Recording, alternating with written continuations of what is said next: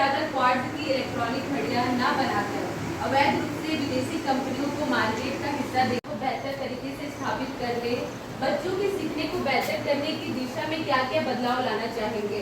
इस सत्र के लिए आपस में बैठकर कुछ ठोस योजना में जो अपने आप को अपग्रेड नहीं करेंगे वे एचएमटी घड़ी की तरह गायब। एफएलएन और सुब्रत पढ़वैया। एफएलएन को आप सभी जानते हैं। एफएलएन होता है फाउंडेशनल लिटरेसी और न्यूमेरेसी। लिटरेसी का मतलब है जो बुनियादी साक्षरता। तो बुनियादी साक्षरता से हमारा मतलब है बच्चे को समझ के साथ पढ़ना आ जाना चाहिए, सिर्फ पढ़ना नहीं, वो समझ के साथ पढ़ सके, अपने जो बात है लोगों के सामने रख सके। मतलब सब मुख्य हमारा उद्देश्य है, मेन उद्देश्य अभिव्यक्ति कौशल का विकास। ये बच्चे को हम ये विकास कैसे है इसी पर हम चर्चा करेंगे। और जो पहला एजेंडा जो दिया गया था जून के लिए वो यही था कि हम क्या नवाचार कर सकते हैं। हम पढ़ा रहे हैं लेकिन हम देखते हैं कि जो बच्चा है कोई भी एक टॉपिक दे दिया जाए तो उस पर दो शब्द बोल नहीं पाता, पढ़ तो लेता है लेकिन जहाँ यहीं तक हमारा उद्देश्य समाप्त नहीं होता। हमें उसको उसके बारे में कोई भी टॉपिक जो है दे दिया गया है उसके बारे में 4 शब्द 4 वाक्य वो बोल ले, तब कुछ हम जो पढ़ा रहे हैं वो सार्थक हो। तो एक जो तरीका होता है पढ़ाई का, हम जो जनरली करते हैं इसमें हम जाके क्लास में जाके लेक्चर दे देते हैं, जो भी हमने तैयारी किया है उसको जा करके और बच्चे को पढ़ाते हैं। बच्चा पढ़ता है, लिखता है, याद करता है, पढ़ने के लिए बोल देते हैं। जो भी पूरे हमारे जो पाठ है उसमें 3 ही चीज़ें रहती हैं। एक तो थ्योरी रहती है, चित्र रहता है और क्या रहता है, प्रश्न। 3 ही चीज़ें रहती है ना, तो उसी पर हमारा फोकस रहता है। तो उस प्रश्न को देखकर बच्चा जो है उसका उत्तर क्या करता है, रट लेता है और इसको ना के सुना देता है।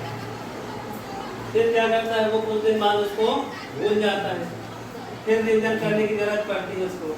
हमने देखा है कोरोना काल में, कोरोना काल था, उसके बाद जब बच्चे आए तो सब भूल गए, पहाड़ा भूल गए थे, राष्ट्रगान भूल गए थे, सब भूल गए। तो एक इसका नतीजा है रट्टा मारने, यही चलता है। उसको पढ़ लो, रिविजन कर लो।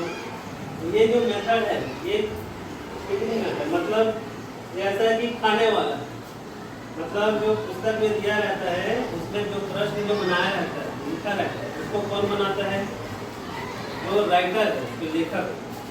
प्रश्न कौन बनाता है, वही राइटर ही बनाता है। और उसको एक्सप्लेन कौन करता है, टीचर।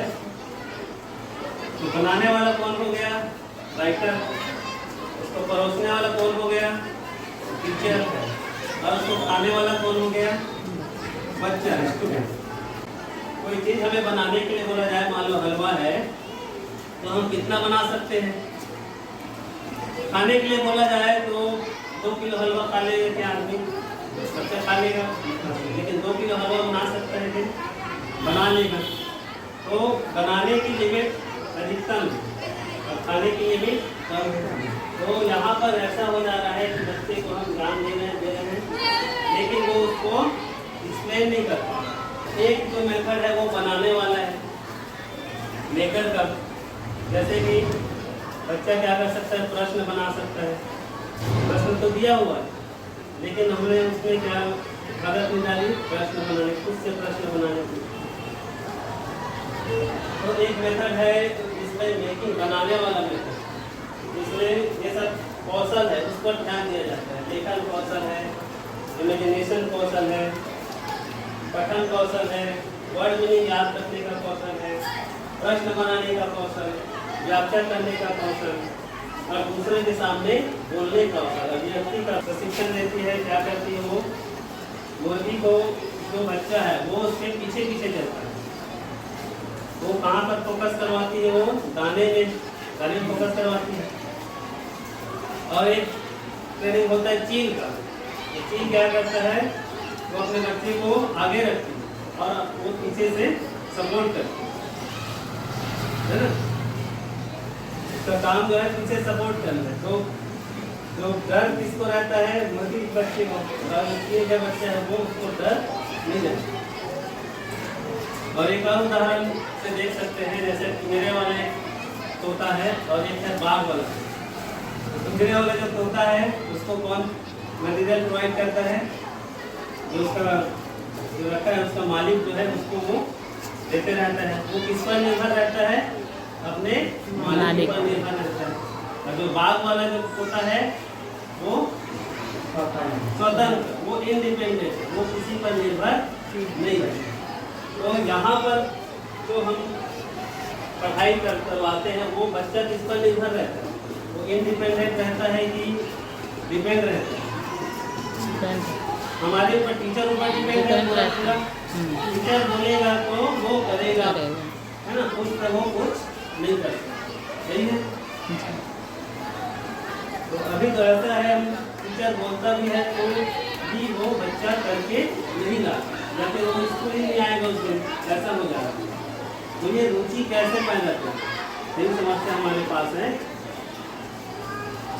प्रयास तो हम कर रहे हैं कि बच्चे को पढ़ने के लिए आ जाए, लिखने के लिए आ जाए, लेकिन एक समस्या पैदा हो जाती है तो बच्चा अगले दिन आता नहीं। यही समस्या आती है, नहीं तो स्कूल आते हैं तो कैसे सीखेगा, यही है हमारा।